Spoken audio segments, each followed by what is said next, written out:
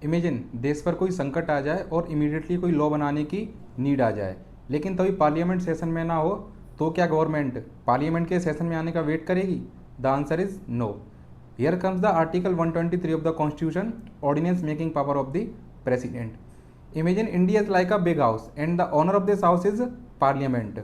और जब घर का ओनर ही घर में ना हो, उस वक्त घर पे संकट आ जाए, तब ऐसी सिचुएशन में घर के किसी दूसरे पर्सन के हाथ में एक्शन लेने की रेस्पॉन्सिबिलिटी होती है। Same goes with the country. जब पार्लियामेंट सेशन में नहीं होती, तब टेम्पोररी लॉ बनाने की पावर कॉन्स्टिट्यूशन ने आर्टिकल 123 के थ्रू प्रेसिडेंट को दी हुई है कि वह ऑर्डिनेंस लाकर टेम्पोररी लॉ बना सकते हैं, जो कि मैक्सिमम 6 महीने प्लस 6 हफ्ते तक ही चल सकता है, क्योंकि एक बार पार्लियामेंट के सेशन में आने के बाद उसे दोनों हाउसेस से पास कराना पड़ता है, और अगर पास नहीं हुआ या फिर 6 हफ्ते तक पार्लियामेंट ने उस पर ध्यान नहीं दिया, तो वो अपने आप ही कोलैप्स कर जाएगा। लेकिन जब तक वो कोलैप्स नहीं करता, तब तक उसके पास एक परमानेंट लॉ की तरह पावर होती है। इसकी कुछ कंडीशंस भी हैं कि ये कब आता है, किस तरीके से काम करता है।